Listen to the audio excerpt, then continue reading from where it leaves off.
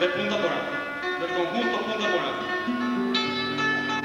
Nosotros como locales tenemos que ser breves y darle paso a los que traen el bagaje paraguayo que estuvo tanto tiempo en el exilio.